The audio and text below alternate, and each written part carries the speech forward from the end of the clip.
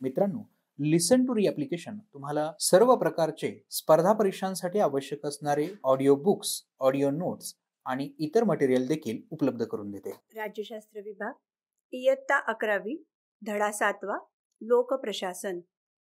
या प्रकरणात आपण लोकप्रशासनाचा अर्थ, लोकप्रशासनाची उत्पत्ती, त्याची भूमिका, महत्त्व आणि व्याप्ती समजून घेणार आहोत. भारतातील प्रशासकीय व्यवस्थेचा अभ्यासही या प्रकरणात करणार आहोत. आपण काही प्रश्नांनी सुरुवात करूया. आपण राज्यशास्त्रात कशाचा अभ्यास करतो? प्रशासन म्हणजे काय? खाजगी आणि सार्वजनिक प्रशासनात काय फरक आहे? राज्यशास्त्रात राज्य आणि शासन यांचा अभ्यास केला जातो. स्थानिक, राज्य, राष्ट्रीय आणि आंतरराष्ट्रीय पातळीवरच्या राजकारणाचा अभ्यास केला जातो. समाज स्वतःचे प्रशासन कसे करते हेही अभ्यासले जाते. लोकप्रशासन हा राज्यशास्त्राचा एक भाग आहे. कृतिशील शासन असे आपण ज्याला म्हणू, यावर लोकप्रशासनाचा भर असतो. लोकशाही पद्धतींनी घेतलेल्या निर्णयांची अंमलबजावणी करण्याची गरज असते. हे कार्य शासनाचे कार्यकारी मंडळ करते. त्याला लोकप्रशासन असे म्हणतात. शासनाच्या 3 शाखा आहेत: कायदेमंडळ, कार्यकारी मंडळ आणि न्यायमंडळ. शासनाच्या कार्यकारी मंडळाचे 2 प्रकार आहेत. राजकीय कार्यकारी मंडळ, ज्यामध्ये निर्वाचित मंत्र्यांचा समावेश असतो. कायमस्वरूपी कार्यकारी मंडळ, यामध्ये नोकरशाही यांची नियुक्ती केंद्रीय लोकसेवा आयोग UPSC किंवा महाराष्ट्र लोकसेवा आयोग MPSC इत्यादींनी आयोजलेल्या स्पर्धा परीक्षांमधून होते. प्रशासन ही प्रक्रिया रोजच्या जीवनात सर्वत्र आढळते. प्रक्रिया म्हणून प्रशासन सार्वजनिक व खाजगी दोन्ही संस्थांमध्ये दिसून येते. प्रशासन या संज्ञेचा अर्थ विविध घडामोडींचे व्यवस्थापन. हे व्यवस्थापन सार्वजनिक किंवा खाजगी क्षेत्रांमध्ये असू शकते. लोकप्रशासन या विषयात शासनाच्या क्रिया व प्रक्रियांचा अभ्यास केला जातो. लोकप्रशासनाची व्याख्या: शासनाने तयार केलेली उद्दिष्टे पूर्ण करण्यासाठी मानवी व भौतिक संसाधनांचे संघटन व व्यवस्थापन म्हणजे लोकप्रशासन. लोकप्रशासनाच्या काही व्याख्या. हर्बर्ट सायमन: सामान्य मान्यतेनुसार लोकप्रशासन म्हणजे राष्ट्रीय, प्रादेशिक व स्थानिक शासनांच्या कार्यकारी मंडळांची सर्व कार्ये. ड्वाइट वॉल्डो: लोकप्रशासन म्हणजे राज्याच्या घडामोडींसाठी उपयोजन केलेली व्यवस्थापनाची कला आणि शास्त्र. ल्युथर गुलिक आणि लिडल उर्विक: लोकप्रशासन म्हणजे राष्ट्रीय, प्रादेशिक व स्थानिक शासनांच्या कार्यकारी मंडळांची सर्व कार्य. राज्यशास्त्र आणि लोकप्रशासन यांच्यातील परस्पर संबंध. वरील चर्चेप्रमाणे सार्वजनिक धोरण आणि कायदे कसे तयार केले जातात याबद्दलचा अभ्यास राज्यशास्त्रात केला जातो. या विषयात राजकीय पक्ष आणि इतर संघटना, इतर शासकीय संस्था, उदाहरणार्थ संसद, निवडणूक आयोग इत्यादींचा अभ्यास केला जातो. लोकप्रशासन या सार्वजनिक धोरणांची व कायद्यांची अंमलबजावणी करते. शासनाला अनेक विशेष कार्य करावी लागतात, जसे की कायदा व सुव्यवस्था राखणे, शिक्षणाची तरतूद करणे, सार्वजनिक आरोग्य राखणे, कृषी क्षेत्राला उत्तेजन देणे, सामाजिक सुरक्षितता राखणे, सामाजिक कल्याण, स्वच्छता, दळणवळणाची सुविधा इत्यादी. प्रत्येक कार्य हे विशेष आहे. त्यासाठी तज्ञता आवश्यक असते. उदाहरणार्थ सार्वजनिक आरोग्यासाठी डॉक्टर, कायदा आणि सुव्यवस्था राखण्यासाठी प्रशिक्षित पोलीस. शासन जेव्हा या कार्याचे प्रशासन स्वतः करते किंवा शासकीय संस्थांमार्फत करते, तेव्हा ही कार्ये लोकप्रशासनाच्या व्याप्तीत समाविष्ट होतात. त्यामुळे जिल्हाधिकारी, तहसीलदार, गटविकास अधिकारी, पोलीस अधिकारी, अंगणवाडी कर्मचारी इत्यादी हे सर्व भारतातील प्रशासनाचे घटक आहेत. शासनाच्या विविध योजना आणि कार्यक्रमाच्या अंमलबजावणीत ते शासनाला मदत करतात. जेव्हा वरील काही कार्ये, उदाहरणार्थ शिक्षणाची तरतूद किंवा आरोग्य सेवा, ही खाजगी संस्था किंवा अशासकीय संस्था या संस्थांकडून पूर्ण केल्या जातात, त्याला खाजगी प्रशासन किंवा व्यावसायिक प्रशासन असे म्हणतात. सामान्यतः लोकप्रशासनात पुढील बाबींचा समावेश होतो. अशासनाची कार्ये. प्रामुख्याने कार्यकारी मंडळाची कार्ये. सार्वजनिक घडामोडी आणि कार्याचे व्यवस्थापन. लोककल्याण आणि सार्वजनिक हित. लोकप्रशासनाची व्याप्ती. लोकप्रशासनाची व्याप्ती ही संक्षिप्त आणि व्यापक अशा 2 प्रकारच्या दृष्टिकोनातून बघता येते. एक, संक्षिप्त दृष्टिकोन. या दृष्टिकोनात फक्त शासनाच्या कर्मचारी मंडळाच्या कार्यावर भर दिलेला दिसून येतो. ग्युलिक आणि उर्विक या दोघांनी POSDCORB या प्रसिद्ध संक्षेपामार्फत हा दृष्टिकोन मांडला. या दृष्टिकोनात लोकप्रशासनाच्या व्याप्तीमध्ये पुढील बाबींचा समावेश केला गेलेला आहे. P म्हणजे प्लॅनिंग, नियोजन. प्रशासनातील पहिला टप्पा हा नियोजनाचा असतो, ज्यामध्ये व्यापक आराखडा किंवा रूपरेषा तयार केली जाते. ती राष्ट्रीय, राज्य आणि स्थानिक या तिन्ही स्तरांवर होते. उदाहरणार्थ, नीती आयोगाने बॉटम अप अप्रोच चा अवलंब केला आहे, ज्यामध्ये स्थानिक पातळीवर नियोजन आधी होते आणि नंतर वरील स्तरांवर नियोजन केले जाते. आमचे असेच ऑडिओ लेक्चर ऐकत राहण्यासाठी तुम्ही या ऑडिओ सोबतच्या लिंकवर क्लिक करून प्ले स्टोअरवरून आपले ॲप्लिकेशन डाउनलोड करू शकता. माहित आहे का तुम्हाला, राष्ट्रीय भारत परिवर्तन संस्था नीती आयोग ही केंद्रीय मंडळाच्या प्रस्तावाने 1 जानेवारी 2015 रोजी स्थापन झालेली संस्था आहे. सार्वजनिक धोरणांविषयी मार्गदर्शन करणारी व सल्ला देणारी ही संस्था आहे. भारत सरकारचा विचार गट, थिंक टँक असे त्याला समजले जाते. दीर्घकालीन योजना, कार्यक्रम तयार करताना नीती आयोग भारत सरकारला तसेच राज्य सरकारला आवश्यक ती तांत्रिक मदत करते. ऑर्गनायझेशन, संघटन. नियोजित उद्दिष्टे, ध्येय पूर्ण करण्यासाठी शासकीय संघटना, यंत्रणा तयार केली जाते, ज्यामार्फत कार्याचे व्यवस्थापन व समन्वय साधला जातो. उदाहरणार्थ, अखिल भारतीय सेवा, केंद्रीय, राज्य व स्थानिक सेवा. स्टाफिंग, कर्मचारी भरती. मानवी संसाधन हा प्रशासकीय व्यवस्थेचा कणा असतो. प्रशासकीय यंत्रणेमध्ये सक्रिय सहभाग घेणाऱ्या कर्मचाऱ्यांची भरती केली जाते व त्यांना प्रशिक्षण घ्यावे लागते. त्यांच्यासाठी अनुकूल परिस्थिती निर्माण करणे हे देखील महत्त्वाचे आहे. उदाहरणार्थ, केंद्रीय लोकसेवा आयोग आणि राज्य लोकसेवा आयोग यांच्यामार्फत केली जाणारी भरती. माहीत आहे का तुम्हाला, भारतातील केंद्रीय स्तरावरील भरती करणारी संस्था म्हणजे केंद्रीय लोकसेवा आयोग UPSC, अखिल भारतीय सेवा आणि गट गट ब केंद्रीय सेवा यासाठीच्या परीक्षा व नियुक्ती यांची जबाबदारी या संस्थेची आहे.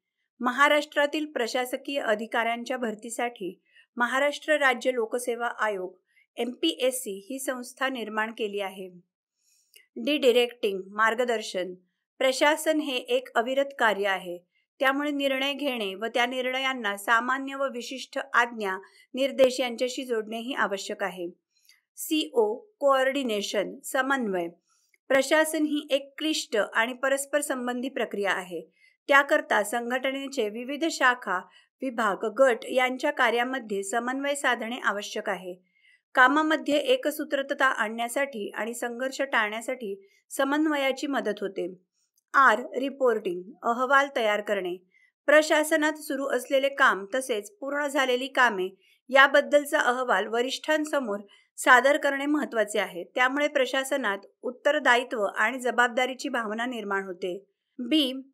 अंदाजपत्रक, बजेटिंग. प्रत्येक कार्यामध्ये आर्थिक बाब महत्त्वाची भूमिका बजावते. त्यामुळे लेखापरीक्षण, हिशोब व त्यावरील नियंत्रण अंदाजपत्रकामार्फत ठेवले जाते. व्यापक दृष्टिकोन. लोकप्रशासनाच्या व्यापक दृष्टिकोनात शासनाच्या तिन्ही शाखांच्या कार्यांचा समावेश होतो. फक्त कार्यकारी मंडळाच्या कार्यावर भर देणाऱ्या संक्षिप्त दृष्टिकोनापेक्षा व्यापक दृष्टिकोन वेगळा आहे. लोकप्रशासनाच्या व्यापक दृष्टिकोनात कायदे मंडळ, कार्यकारी मंडळ, न्याय मंडळ यांचे कार्य व त्यांच्यातील परस्पर संबंध यांचा समावेश केला जातो. सहकारात्मक सांघिक प्रभाव म्हणून याकडे बघितले जाते. यामध्ये धोरण निर्मितीवर लक्ष दिले जाते. त्यामुळे एका व्यापक राजकीय प्रक्रियेचा तो एक भाग होतो. व्यापक स्वरूपामध्ये लोकप्रशासन हे खाजगी संस्था व व्यक्ती यांच्याशी संवाद व सहयोग करते, ज्यामुळे मूलभूत सुविधांचा योग्य पुरवठा करता येईल. यामध्ये शासनाच्या विशेष कार्याचा समावेश केला जातो. उदाहरणार्थ, संरक्षण, वित्त पुरवठा, शिक्षण, आरोग्य सेवा इत्यादी. याचा अर्थ लोकप्रशासनाच्या व्यापक दृष्टिकोनात POSDCORB सारख्या प्रशासनाचे तंत्र तसेच इतर मूलभूत बाबींचा विचार केला जातो. माहित आहे का तुम्हाला, उद्योगाचे सामाजिक उत्तरदायित्व, कॉर्पोरेट सोशल रिस्पॉन्सिबिलिटी. कंपन्या आपल्या व्यवसायामध्ये सामाजिक आणि पर्यावरण विषयक जाणीवा सामावून घेण्याचा प्रयत्न करतात. CSR म्हणजे दानधर्म करणे नव्हे, तर तो समाज सुधारण्याचा एक प्रयत्न आहे. विकसनशील देशांमध्ये प्रदूषण रोखणे, आपत्ती शमन, स्वच्छ पाणी, शैक्षणिक कार्यक्रम इत्यादींचा CSR मध्ये समावेश केला जातो. आमचे असेच ऑडिओ लेक्चर ऐकत राहण्यासाठी तुम्ही या ऑडिओ सोबतच्या लिंकवर क्लिक करून प्ले स्टोअरवरून आपले ॲप्लिकेशन डाउनलोड करू शकता. लोकप्रशासनाचा विकास. प्राचीन काळापासून अनेक विचारवंतांनी प्रशासकीय विचार आणि व्यवहारामध्ये आपले योगदान दिले आहे. कौटिल्याचे अर्थशास्त्र हे प्राचीन भारतातील प्रशासनाविषयी आहे. ॲरिस्टॉटल यांचे पॉलिटिक्स आणि मॅकियावेली यांचे द प्रिन्स हे देखील प्रशासनासंदर्भातील ग्रंथ आहेत. पण लोकप्रशासनाच्या पद्धतशीर अभ्यासाचे श्रेय 18व्या शतकातील जर्मनी व ऑस्ट्रिया येथील कॅमेरालिझमच्या प्रणालीला दिले जाते. या प्रणालीत शासकीय व्यवहाराच्या पद्धतशीर व्यवस्थापनावर भर दिलेला होता. माहीत आहे का तुम्हाला? कॅमेरालिझम 17व्या व 18व्या शतकातील शास्त्रांच्या प्रणालीच्या कॅमेरालिझम असे संबोधतात. जर्मनी आणि ऑस्ट्रिया येथील सम्राटांच्या प्रशासकीय यंत्रणा सुधारण्यासाठीचे हे प्रयत्न. यातील महत्त्वाचे संदर्भ आजही प्रशासनासाठी उपयुक्त आहेत. लोकप्रशासन या विद्याशाखेचा जन्म अमेरिकेत झाला. वुड्रो विल्सन यांनी पहिल्यांदा लोकप्रशासनाच्या अभ्यासाची गरज मांडली. लोकप्रशासनाचा अभ्यास या त्यांच्या 1887 सालच्या शोधनिबंधाने लोकप्रशासन शास्त्राचा पाया रचला. शासनाची कार्यक्षमता वाढवण्याची गरज आहे असे प्रतिपादन करणारे ते प्रथम राजकीय नेते होते. शासनाचा अविभाज्य भाग पण सगळ्यात कमी खर्च ज्याची चर्चा होते ते म्हणजे प्रशासन आहे असे त्यांनी मांडले. आज प्रशासनाची व्याप्ती विस्तारलेली आहे आणि तुलनात्मक प्रशासन, विकास प्रशासन, नवलोक प्रशासन, नवलोक व्यवस्थापन, सार्वजनिक धोरण आणि सुशासन या क्षेत्रात यात समावेश झाला आहे. लोकप्रशासनाच्या व्याप्तीत सार्वजनिक धोरण हे सर्वात नवे क्षेत्र समाविष्ट झाले आहे. आधुनिक काळात लोकप्रशासन फक्त अंमलबजावणीपर्यंत मर्यादित नसून त्याचा भर धोरण निर्मितीवरही आहे. सार्वजनिक धोरण. वाढता परस्पर संपर्क, तंत्रज्ञानातील शोध, जागतिकीकरण, त्यामुळे उद्भवणारी आव्हाने यामुळे आज शासन व्यवस्था गुंतागुंतीची झाली आहे. त्यामुळे सार्वजनिक क्षेत्रामध्ये शासन आज कार्याच्या सामान्य प्रशासनापलीकडे जाऊन अनेक कार्य करते. आज शासन प्रामुख्याने जनकल्याणासाठी सार्वजनिक धोरण निर्मिती व अंमलबजावणी याकडे लक्ष देत आहे. शासन व्यवस्था समजून घेणाऱ्या या नव्या दृष्टिकोनाला सार्वजनिक धोरण असे म्हणतात. भारतात ग्रामीण क्षेत्रात वीज उपलब्धता ही मोठी समस्या आहे. त्यामुळे या क्षेत्रामध्ये वीज पुरवठा करणे हे सरकारचे कार्य आहे. यासाठी भारत सरकारने राजीव गांधी ग्रामीण विद्युतीकरण योजना तयार केली. भारतात वीज नसलेल्या क्षेत्रांमध्ये वीज पुरवठा करण्यासाठीचे हे सार्वजनिक धोरण आहे. सार्वजनिक धोरणाचे दुसरे उदाहरण म्हणजे आयुष्यमान भारत. कोणालाही आर्थिक अडचण न होता सर्वांना चांगल्या दर्जाची आरोग्य सेवा उपलब्ध व्हावी हे या योजनेचे उद्दिष्ट आहे. सार्वजनिक धोरण हे 3 टप्प्यांमधून समजून घेता येईल. 1. धोरणांची निवड. नागरिकांच्या हितासंबंधीचे विविध प्रश्न असतात. त्या प्रश्नांची प्राधान्यक्रमाने निवड मंत्री, राजकारणी, संसद सदस्य, नोकरशाह किंवा इतर अधिकारी करतात. त्यानंतर हे प्रश्न कसे सोडवायचे याबद्दलच्या विविध पर्यायांची चर्चा होते. उदाहरणार्थ, शहरात पाणी पुरवठा कसा करायचा किंवा मलेरिया विरोधी कार्यक्रम कसे राबवायचे या चर्चेच्या आधारे एखादी योजना किंवा कार्यक्रम निश्चित केला जातो. 2. धोरणांची निष्पत्ती. या टप्प्यात प्रत्यक्ष धोरण अंमलबजावणी होते, ज्यामधून धोरणाची निष्पत्ती दिसून येते. 3. धोरणांचा परिणाम. तिसऱ्या टप्प्यात धोरणाचा परिणाम समजून घेतला जातो. यामध्ये धोरणाचे मूल्यांकन होते. धोरणाची उद्दिष्टे आणि धोरणाचे परिमाण तपासले जातात. खालील उदाहरणातून आपण सार्वजनिक धोरण निर्मिती आणि त्यांची अंमलबजावणी समजून घेऊ. कचरा व्यवस्थापन आणि कचऱ्याचा विनियोग या क्षेत्रामध्ये तुमच्या भागातील स्थानिक शासनाला समस्या भेडसावतात. स्वच्छता आणि सार्वजनिक आरोग्य याबद्दल गंभीर समस्या आहेत. लोकांचे प्रतिनिधी, महानगरपालिका, ग्रामपंचायत इत्यादी, शासकीय अधिकारी, वॉर्ड अधिकारी आणि स्थानिक रहिवासी यांच्यात चर्चा होते आणि कचऱ्याच्या विनियोगासंदर्भात सार्वजनिक धोरण निश्चिती होते. समजा कचरा निर्मितीच्याच ठिकाणी विभागाला गेला आणि तो त्या विभागलेल्या अवस्थेत गोळा करून त्यावर प्रक्रिया करण्याचे ठरवले, तर मग या निर्णयाच्या अंमलबजावणीच्या पद्धतीचे नियोजन करावे लागेल. ही झाली धोरणाची निवड. आता दुसरा टप्पा म्हणजे धोरणाची अंमलबजावणी, म्हणजेच धोरणाची निष्पत्ती. या निर्णयाच्या अंमलबजावणीत शासकीय तसेच अशासकीय संस्थांचा सहभाग घेता येतो. तिसरा टप्पा आहे धोरणाचा परिणाम, ज्यामध्ये अपेक्षेप्रमाणे परिणाम झाला का हे तपासले जाते. हा मूल्यांकनाचा टप्पा आहे. अंमलबजावणीतील समस्या समजून घेऊन पुढील काळात त्या दुरुस्त करता येतात. आमचे असेच ऑडिओ लेक्चर ऐकत राहण्यासाठी तुम्ही या ऑडिओ सोबतच्या लिंकवर क्लिक करून प्ले स्टोअरवरून आपले ॲप्लिकेशन डाउनलोड करू शकता. भारतातील प्रशासकीय प्रणाली. ब्रिटिशांनी आपल्या काळात निर्माण केलेल्या संस्था आणि आराखडा यांचा प्रभाव भारताच्या प्रशासनावर दिसतो. ब्रिटिशांच्याही आधी भारतात संरचित प्रशासकीय व्यवस्था अस्तित्वात होती. सम्राट चंद्रगुप्त मौर्य यांच्या काळातील प्रशासनासंबंधी कौटिल्याच्या अर्थशास्त्रात संदर्भ आढळतात. गुप्त राजवंश, मुघल राजघराणे आणि छत्रपती शिवाजी महाराज यांचे प्रशासकीय प्रणालीतील योगदान महत्त्वाचे आहे. ब्रिटिशांनी केंद्राकर्षित प्रशासकीय व्यवस्था भारतात आणली. याची अंमलबजावणी अनेक महत्त्वाच्या कायद्यातून करण्यात आली आहे. उदाहरणार्थ भारत सरकार कायदा 1909, भारत सरकार कायदा 1919 आणि भारत सरकार कायदा 1935. स्वातंत्र्यानंतर भारताने आपण राज्यांचा संघ आहोत असे जाहीर करून संघराज्य शासन व्यवस्थेचा स्वीकार केला. भारताने संसदीय लोकशाही शासन पद्धतीचा स्वीकार केला. भारताच्या संविधानात दिलेल्या व्यापक मूल्यांवर व उद्दिष्टांवर भारताची प्रशासकीय व्यवस्था अवलंबून आहे. राजकारणी, मंत्री, नोकरशाह आणि प्रशासन प्रक्रियेत सहभागी असलेल्या सगळ्यांना ध्येय दिशा दाखवण्याचे काम ही मूल्ये करतात. स्वातंत्र्य, समता, न्याय, बंधुता आणि धर्मनिरपेक्षता ही ती मूल्ये आहेत. भारतातील प्रशासनाची सामान्य रूपरेषा समजून घेऊया. भारतीय प्रशासन 2 स्तरांवर समजून घ्यायला हवे. एक, भारताची संघराज्य शासन व्यवस्था, ज्यामध्ये त्रिस्तरीय प्रशासकीय संरचना दिसते: राष्ट्रीय, राज्य आणि स्थानिक स्तर. 2, शासनाच्या 3 शाखा: कायदेमंडळ, कार्यकारी मंडळ आणि न्यायमंडळ. प्रधानमंत्री आणि मंत्रिमंडळ यांचा कार्यकारी मंडळात समावेश होतो. हे मंत्री विविध मंत्रालय व विभाग सांभाळतात. कायदेमंडळाचे केंद्रात संसद आणि राज्यात विधिमंडळ कार्य हे कायदे तयार करते आणि कार्यकारी मंडळावर नियंत्रण ठेवण्याचे आहे. कायद्याचा अर्थ लावणे आणि न्यायदान करणे हे न्यायमंडळाचे कार्य आहे. खालील तक्ता बघूयात.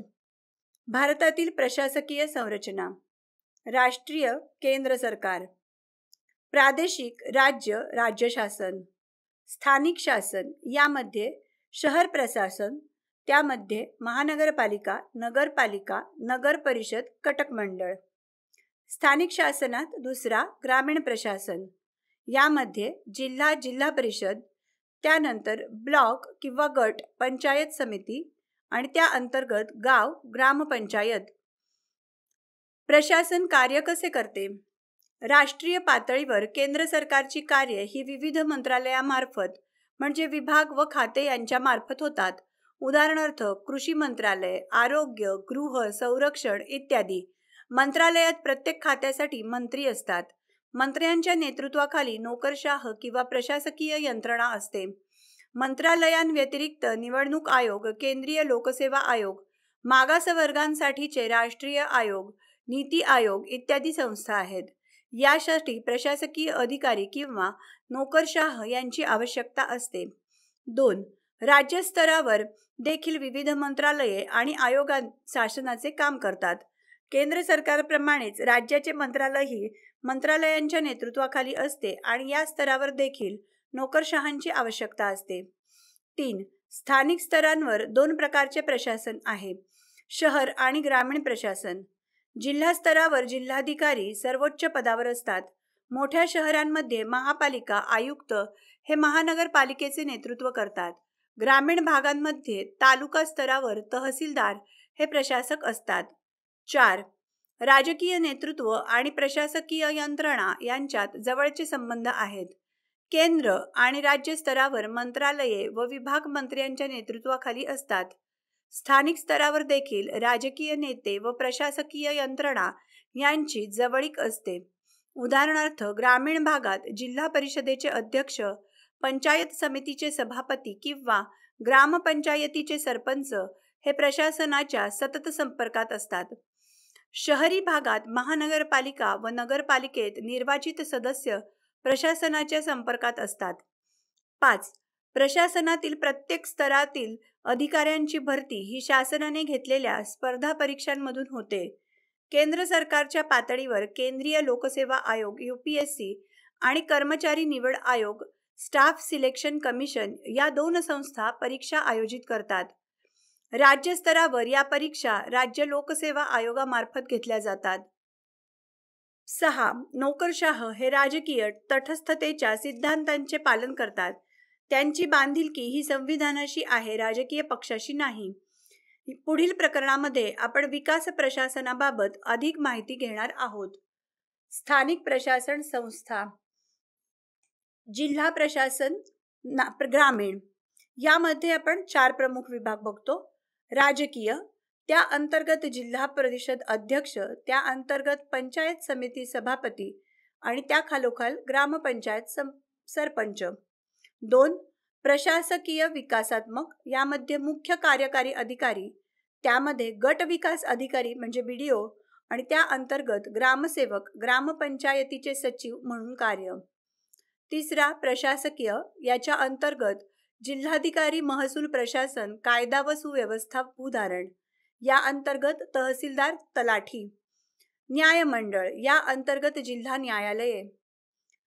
2. तक्ता जिल्हा प्रशासन शहरी, या अंतर्गत राजकीय, महानगरपालिका, महापौर, लोकसंख्या 3 लाख ते त्यापेक्षा अधिक, त्या अंतर्गत नगरपालिका, पालिकेचा अध्यक्ष, कटक मंडळ, प्रशासक म्हणून सेना दलाचा अधिकारी.